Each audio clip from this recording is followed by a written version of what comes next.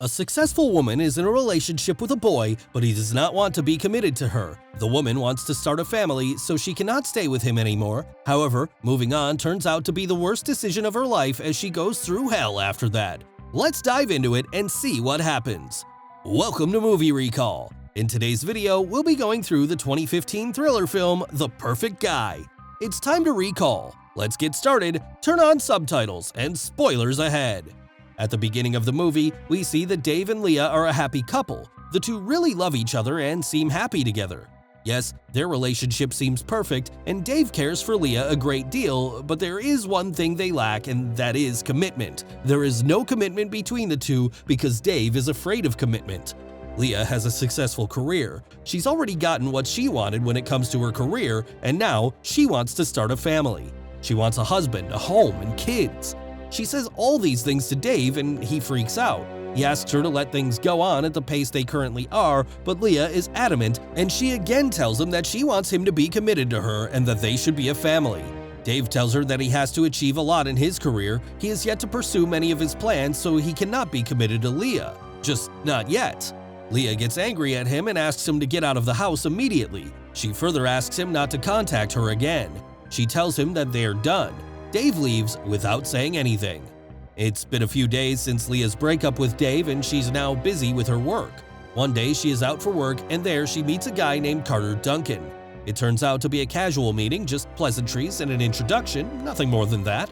One night Leah goes to a bar where a man comes to her and offers to buy her a drink. Leah refuses and says that she can get herself a drink. The man keeps making other requests and Leah keeps rejecting them all. Leah wants this guy to leave her alone, but he is not willing to do so. In the meantime, Duncan, the guy with whom Leah met the other day, gets there and figures out what's going on. He then asks the man to get out of there. That guy finally leaves them alone and Duncan then joins Leah. The two then start talking and Leah tells Duncan that she just broke up with Dave. Carter tells Leah that he works for an IT firm. After this meeting, the two start to meet up frequently. The two start liking each other and get into a relationship. Leah then decides to take the relationship to the next level as she says that she wants to introduce Carter to her family. Leah's parents get along well with Carter and they like him. Leah now thinks that she's finally found someone with whom she can spend her whole life. She thinks that she's finally found someone who is fully committed to her. When they are coming back from her parents' home, they start to refuel at a gas station. Carter gets out of the car while Leah is still in the car. A man comes to Leah and starts talking to her in a flirtatious manner. Carter sees this and viciously attacks the man. He beats him up very badly. Leah tries her best to stop him, but in vain. When Carter is done with the man, the two finally get into the car when the station owner asks them to get out of there. After this incident, Leah feels like this man is a stranger to her. She tells him that she is not sure she really knows him that well. She asks him who he really is, further adding that he acts like a gentleman, but it seems like there is someone else hidden inside this pretentious gentleman. Leah asks Carter if he just pretends to be a gentleman in front of her.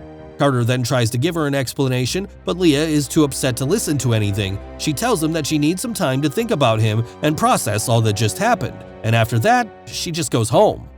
After that incident, Carter keeps trying to get in touch with Leah and get her to meet him, but Leah says that she does not feel like it. She has even stopped answering his calls, but Carter does not want to let go of her. He starts stalking her, even to the extent that Leah ends up changing her cell phone number.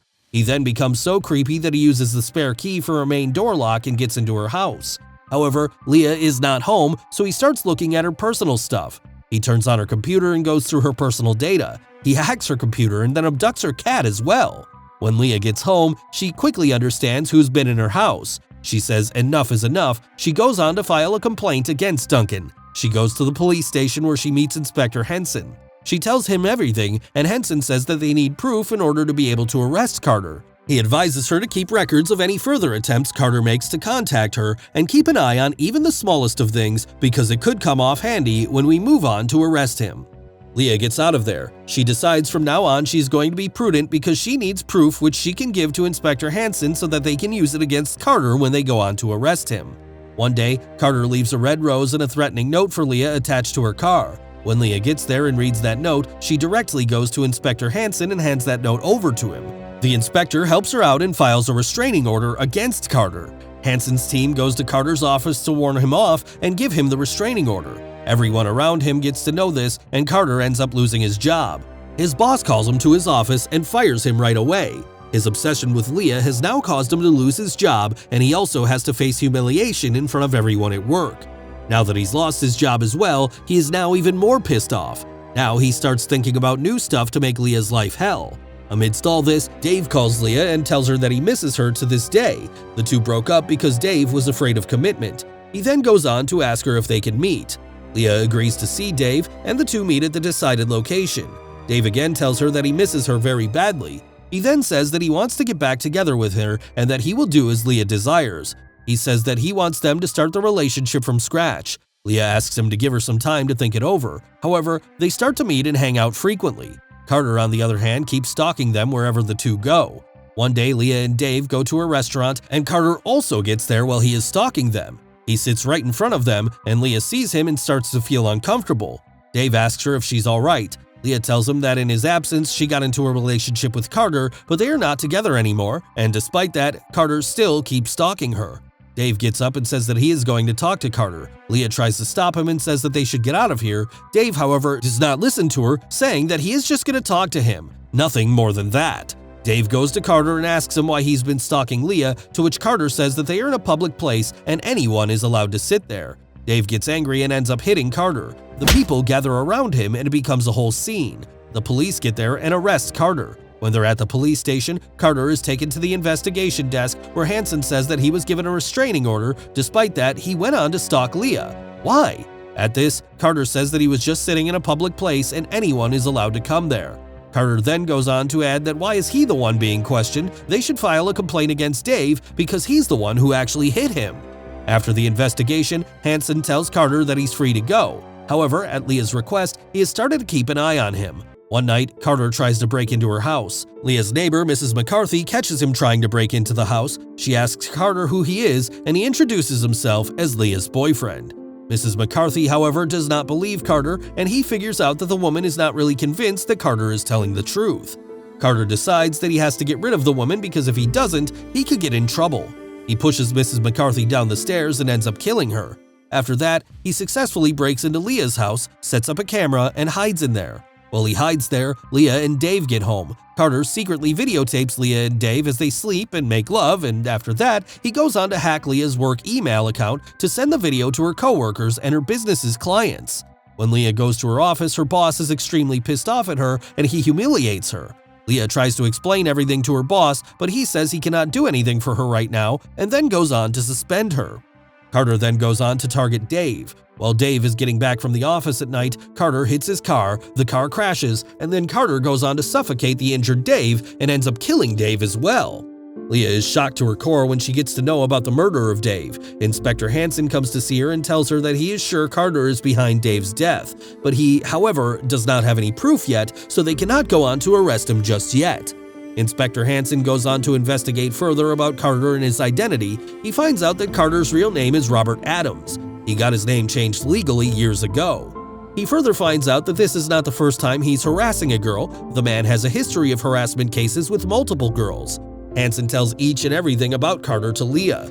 The inspector now seems to have a soft corner for Leah. He wants Leah to get rid of Carter, but his hands are tied as he cannot incriminate him without having solid proof against him. He then goes on to ask Leah if she would go out to have a cup of coffee with him. Leah gets a little bewildered as she does not understand why Hansen is behaving like this. However, she agrees to go for a cup of coffee with him. There, Hansen says that what I'm going to suggest here is something I cannot do at my office. With the situation escalating, a concerned Hansen relays a story to Leah of a friend of his that bought a 12-gauge Remington shotgun that he loaded with 2 beanbag rounds and 5 live shells.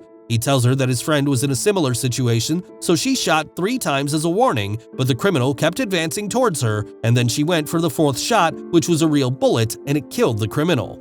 Leah asks him if the police arrested his friend for murder. Hansen explained that the beanbag rounds were fired first as warning shots. It got proved in the inquiry, so his friend was not arrested. Hansen tells her that he could not say all these things at the police station because they're not allowed to give this information to anyone because it could increase crime. He then goes on to say that if she likes, she can think of this option. After knowing that, Leah decides what she has to do. She goes on to buy a shotgun. She learns to use it properly, and now she is for an opportunity. Leah now starts stalking Carter, whose real name is actually Robert. One day she sees that Carter is sitting at a restaurant with a beautiful girl. She goes to that girl and exposes Carter in front of that girl. That girl leaves right away. Leah, however, does not just stop there. She goes on to get another restraining order against Carter, which causes him to lose his new job as well. She then manages to find his hideout where he monitors her, as well as finds her cat. She destroys his numerous computers and leaves, daring him to come after her again. She actually tries to instigate Robert to come after her so that she can do what Inspector Hansen advised her. That very night, he breaks into Leah's house. He hits her many times, but she lures him into a room where she has kept her gun. Leah manages to recover her shotgun and, per Hansen's story, shoots Robert twice with beanbag rounds as a warning to make killing him justified, while claiming that the beanbag rounds are all she has in the shotgun. When Robert persists in attacking, believing that Leah cannot kill him, Leah shoots him with a live shell from the shotgun. A fatally wounded and stunned Robert only has enough time to hear Leah confess that she lied about having no live shells before dying. Leah right away goes to the police station where she demands to meet Hansen. Hansen gets there and understands everything upon seeing a shotgun in her hand. However, he writes a report for her as a professional policeman, as the two act like they barely know each other beforehand. Leah now takes a sigh of relief. In the report, Hansen writes that an intruder broke into Leah's house and he violently attacked Leah. Leah then shot the intruder in self-defense. The police get Robert's body out of Leah's house. This is how a madman's obsession results in the killing of two innocent souls, and in the end, he himself tastes a disgraceful death. Thanks for watching. Please like and subscribe, and click the bell icon to get new movie recaps.